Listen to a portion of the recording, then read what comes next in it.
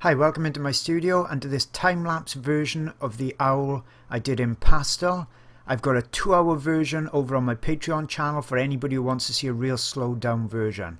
So I've used pastel matte paper, Conti sticks for the underpainting or underdrawing, and I've used carbothello pencils then for all the detailed work. If you'd like to draw along with this, I've got the reference photo and the line art and also a photo of the finished drawing over on my Patreon channel.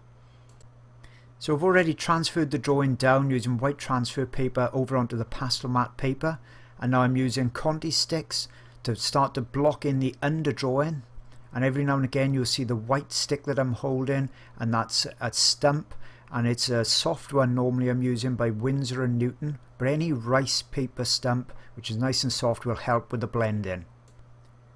As with oils, with pastels we can work from dark to light mostly because you've got the wonderful opportunity to overlay white over dark, which makes them much more easy to use than coloured pencils. And here you can see I'm using the pencil when I want to be more accurate with my colours, and I don't mean accurate as in the colour of them but more the placement. So once I've got the darks in, I can start to build on top of the darks with more of the details. Here I'm using the sticks again, and then blending out just to get that underdrawing in place. Pastels are a really forgiving medium because you can go from dark to light and from light to dark, and when you're using pastel matte paper it gives you the opportunity to do many layers really easily. If you're using a smooth shiny surface paper you will absolutely not be able to get the layers on there. So if you're doing wildlife, make sure you get a nice paper, something like pastel matte or pastel card, so you can layer up. Here you can see that I'm building in the details, just suggesting the feather placement on the back of the head, blending sometimes with my fingers, sometimes with a stump.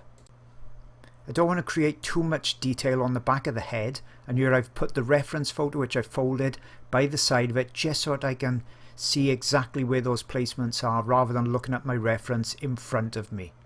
So the closer you've got the reference to your subject, the easier it is to see the placement. Now, as I said, getting the right type of paper is really critical, and is more critical than the pencils. The pencils, as long as you're using a good quality make, they're all going to be able to achieve something like this. You certainly don't have to go out and buy the most expensive brands. Carbothello is one of the mid-range or cheaper brands, and they're doing the job just fine for me, and they sharpen nicely on my swordfish sharpener.